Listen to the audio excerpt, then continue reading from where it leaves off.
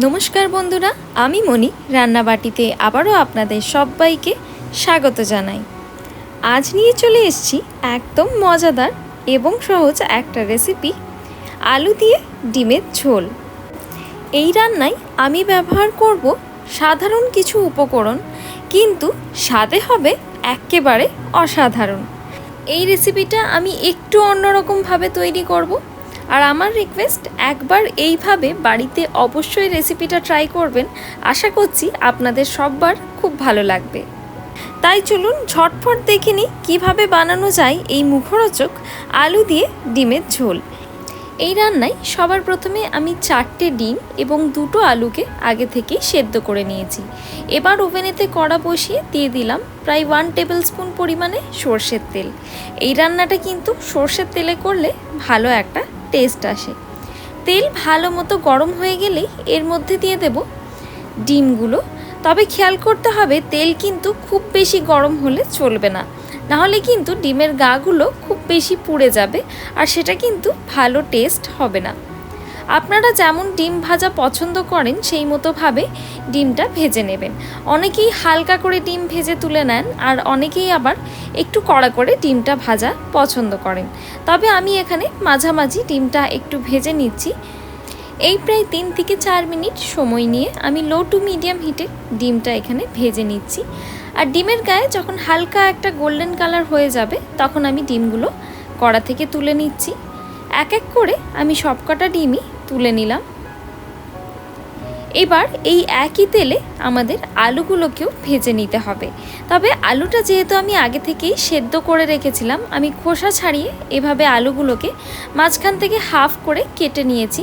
এবার এই আলুগুলোকে আমি ভেজে নেব। এই রান্নায় এভাবে বড় বড় করে আলু কাটা কিন্তু দেখতে ও খেতে দুটোই ভালো লাগে। আলুগুলো লাইট একটু গোল্ডেন ব্রাউন হওয়া অবধি আমাদের উল্টে পাল্টে ভালো মতো একটু ভেজে নিতে হবে। ওভেনের হিটটা আমি কিন্তু এখানে লো টু মিডিয়ামে রেখেছি। আলু ভালো মতো ভাজা হয়ে গেছে, এগুলোকে আমি এক এক করে কড়া থেকে তুলে সাইডে রেখে নেব। সবকটা আলুই হালকা একটু গোল্ডেন হওয়া অবধি আমাদের কিন্তু ভেজে নিতে হবে, যাতে আলুর গায়ে একটা ভালো মতো কালার চলে আসে। এবার এই একই তেলে আমি দিয়ে দেব 1 টেবিল স্পুন পরিমাণে ঘি। আমি বলবো এই রান্নায় ঘিটা অবশ্যই ব্যবহার করার চেষ্টা করবেন, এতে কিন্তু টেস্টটা দ্বিগুণ বেড়ে যায়। তবে ঘি যেহেতু খুব তাড়াতাড়ি গরম হয়ে যায়, আমাদের কিন্তু ওভেনের হিটটা লোতে করে দিতে হবে। এবার ঘিটা কড়ার চারিদিকে ভালো মতো গ্রিজ করে নিলাম খুন্তির সাহায্যে। এবার কিছু গোটা গরম মশলা আমাদের ফোড়নে দিয়ে দিতে হবে। প্রথমেই দিয়ে দিলাম 3 থেকে 4টে এলাচ, তার সঙ্গে দিলাম কয়েকটা দারচিনির টুকরো, একটা বড় এলাচ দিলাম, আর তার সাথে দিলাম হাফ টিস্পুনের মতো জিরে। এবার সব কিছুকে আমরা লো হিটে এই প্রায় 1 থেকে 2 মিনিট সময় ধরে ভালো মতো ভেজে নেব, যাতে এই মশলার ভালো গন্ধটা তেলের মধ্যে চলে আসে আর সুন্দর একটা ফ্লেভার বেরিয়ে আসে। এবার এর মধ্যে দেব পেঁয়াজের পেস্ট। এখানে আমি 2টো ছোট সাইজের পেঁয়াজকে ভালো মতো পেস্ট করে নিয়েছি।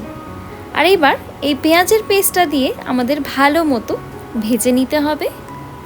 এখানে অনেকেই পেঁয়াজের স্লাইস বা পেঁয়াজের কুঁচো ব্যবহার করেন, তবে আমি বলবো যেহেতু এখানে আমি ডিমের পাতলা ঝোল তৈরি করছি, তাই জন্য আমার মনে হয় এই স্টেপে যদি পেঁয়াজ বাটা ব্যবহার করা হয়, রান্নার স্বাদ ও গ্রেভির টেক্সচার দুটোই খুব ভালো হবে। যাই হোক, মিডিয়াম হিটে সময় নিয়ে এই প্রায় 5 থেকে 7 মিনিট আমাদের কিন্তু পেঁয়াজটা ভালো মতো ভেজে নিতে হবে। যখন দেখবেন পেঁয়াজের কালারটা চেঞ্জ হয়ে হালকা একটা গোল্ডেন কালার এসে গেছে, তখন এর মধ্যে দিয়ে দেব আদা, রসুন আর কাঁচা লঙ্কার পেস্ট। এখানে আমি প্রায় 1 টেবিল স্পুনের মতো এই পেস্টটা ব্যবহার করলাম। ঝালের পরিমাণটা আপনারা আপনাদের ইচ্ছে মতো দেবেন। এবার এই আদা, রসুন আর কাঁচা লঙ্কার পেস্টটাকেও আমাদের ভালো মতো নাড়াচাড়া করে কষিয়ে নিতে হবে। মশলার কাঁচা গন্ধ যাওয়া অবধি কিন্তু আমাদের মশলাটাকে ভালো মতো কষিয়ে নিতে হবে। প্রায় 3 থেকে 4 মিনিট মশলাটা কষিয়ে নিলাম। এবার এর মধ্যে দেব টমেটো পেস্ট। এখানে আমি একটা মিডিয়াম সাইজের টমেটোকে ভালো মতো পেস্ট করে নিয়েছি। এবার এই টমেটো পেস্টটা দেবার পর সব কিছুকে একবার জাস্ট আমাদের একটু মিক্স করে নিতে হবে। এবার এর মধ্যে দেব কিছু গুঁড়ো মশলা। টমেটোটা দিয়ে হালকা একটু নাড়াচাড়া করে নিলাম। এখনও কিন্তু টমেটোটা আমাদের কাঁচা আছে, টমেটো এখনও ভালো মতো কষানো হয়নি। এই পর্যায়ে অ্যাড করলাম গুঁড়ো মশলা, হলুদ গুঁড়ো, ধনে গুঁড়ো, জিরে গুঁড়ো আর লাল লঙ্কা গুঁড়ো। এই সব কটা মশলা দিয়ে আবারও ভালো করে কষিয়ে নিতে হবে। এই টমেটো কাঁচা থাকা অবস্থায় যদি গুঁড়ো মশলা ব্যবহার করা হয় তবে গুঁড়ো মশলা পুড়ে যাওয়ার সম্ভাবনা কিন্তু থাকে না। তা না হলে আপনারা যদি টমেটো কষিয়ে নিয়ে গুঁড়ো মশলা ব্যবহার করেন সেক্ষেত্রে কিন্তু গুঁড়ো মশলায় সামান্য একটু জলের ব্যবহার করবেন।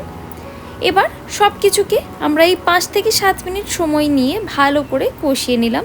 মশলা ভালো মতো কষানো হয়ে যাবার পর এই পর্যায়ে অ্যাড করলাম সামান্য একটু ধনেপাতা। এই স্টেজে ধনেপাতা অ্যাড করলে একটা দারুণ সুন্দর ফ্লেভার চলে আসে গ্রেভির মধ্যে, অবশ্যই ব্যবহার করবেন। আর ফাইনাল কিছুটা ধনেপাতা রেখে দিলাম, গার্নিশিং করব পরে। এবার মশলা ভালো মতো কষানো হয়ে যাওয়ার পর দিয়ে দিলাম প্রায় 2 কাপ পরিমাণে জল। তবে আপনারা যেমন গ্রেভি পছন্দ করেন সেই পরিমাণে জলের ব্যবহার করবেন। এবার জলটা দেওয়ার পর সব কিছুকে ভালো করে একটু মিক্স করে নিতে হবে। আমি এখানে গ্রেভিটা একটু পাতলা রেখেছি, তাই জন্য জলটা একটু বেশি পরিমাণে ব্যবহার করলাম। তবে আপনারা চাইলে জলটা একটু কম বা বাড়িয়েও নিতে পারেন। সব কিছুকে ভালো করে একটু মিশিয়ে নেব। আর ওভেনের হিটটা এখন কিন্তু আমি রেখে দিয়েছি একদম হাই, কারণ জল ফুটে আসার অবধি আমাদের ওয়েট করতে হবে। এই পর্যায়ে অ্যাড করে দিচ্ছি পরিমাণ মতো নুন, সাথে দিয়ে দেব পরিমাণ মতো চিনি। চিনিটা একদম অপশনাল, টেস্টটাকে ব্যালেন্স করবার জন্য আমি এখানে চিনি ব্যবহার করছি, তবে আপনারা চাইলে এটাকে অবশ্যই অ্যাভয়েডও করতে পারেন। এই পর্যায়ে দেখতেই পাচ্ছেন জল অল্প একটু ফুটে এসছে, সব কিছুকে ভালো করে মিক্স করে নিচ্ছি। আর এবার অ্যাড করে দিতে হবে এই ভেজে রাখা আলুগুলো। সবকটা আলুই আমি একবারে এই গ্রেভিতে অ্যাড করে দেব। আর তারই সাথে দিয়ে দেব এই ভেজে রাখা সেদ্ধ ডিমগুলো। এক এক করে সবকটা ডিমই আমি এর মধ্যে দিয়ে দিচ্ছি। আর এখন কিন্তু আমাদের গ্রেভি খুব ভালো মতো ফুটে এসছে। ওভেনের হিট এখনও আমি হাইতে রেখেছিলাম। এবার ওভেনের হিটটা আমাদের কমিয়ে নিতে হবে। তার আগে সব কিছুকে একটা ভালো মতো মিক্স দিয়ে নেব, যাতে আলুর চারিদিকে এবং ডিমের চারিদিকে এই গ্রেভির ঝোলটা ভালো মতো কোট হয়ে যায় আর এই রান্নার স্বাদ আরও বেশি বেড়ে আসে। হালকা হাতে খুবই সাবধানে আমাদের কিন্তু এটাকে নাড়াচাড়া করে মিক্স করে নিতে হবে। ওভেনের হিটটা এবার করে দিলাম মিডিয়ামে।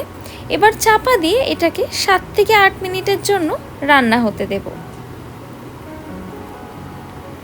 প্রায় 8 মিনিট হয়ে গেছে, কড়ার চাপা খুলে নিলাম। এখন দেখতে পাচ্ছেন গ্রেভি খুব ভালো মতো ফুটছে আর গ্রেভি কিন্তু অল্প একটু ঘনও হয়ে গেছে।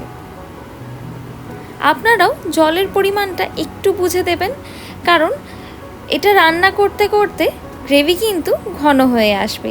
এই পর্যায়ে ওভেনের হিট আমি করে দেব অফ, কিন্তু এখনও কিছু ফাইনাল ইনগ্রিডিয়েন্টস দেওয়া বাকি। ওপর থেকে ছড়িয়ে দেব সামান্য একটু গরম মশলা গুঁড়ো, প্রায় 1/4 টিস্পুন পরিমাণে ছড়িয়ে দিলাম গরম মশলা গুঁড়ো। তারই সাথে দিয়ে দেব কয়েকটা চেরা কাঁচা লঙ্কা। বলে রাখি এখানে আমি কাঁচা লঙ্কা পেস্ট ও লঙ্কা গুঁড়ো ব্যবহার করেছিলাম ঝালের জন্য, তবে এখানে লঙ্কাটা আমি দিলাম একটা ভালো ফ্লেভারের জন্য। ওপর থেকে ছড়িয়ে দিলাম সামান্য একটু কুচনো ধনেপাতা। আর তারই সাথে দিয়ে দিতে হবে আমাদের এখানে কাসুরি মেথি, যেটাকে আগে থাকতে আমি ড্রাই রোস্ট করে রেখেছিলাম। কাসুরি মেথিটা এভাবে হাতে নিয়ে আমি একটু ভালো মতো গুঁড়ো করে নিচ্ছি। তারপর এই কাসুরি মেথিটা আমি এই গ্রেভির মধ্যে দিয়ে দেব। এবার এই সব কিছুকে খুন্তির সাহায্যে ভালো মতো একটা মিক্স দিয়ে নিতে হবে, যাতে সব কিছু এই গ্রেভির সাথে খুব ভালো মতো মিক্স হয়ে যায়। ওভেনের হিট এখনও কিন্তু অফই আছে। এটা আমাদের রান্না কিন্তু এখন একদম কমপ্লিট। এবার কড়ার চাপা দিয়ে এটাকে রেখে দেব প্রায় 5 মিনিটের রেস্টিং টাইমে। তাহলেই কিন্তু আমাদের এই আলু দিয়ে ডিমের ঝোল সার্ভ করবার জন্য একদম রেডি। নিজেদের ব্যস্ত দিনে ঝটফট কিছু রান্না করতে হলে এই রান্নাটা একবার অবশ্যই ট্রাই করতে পারেন।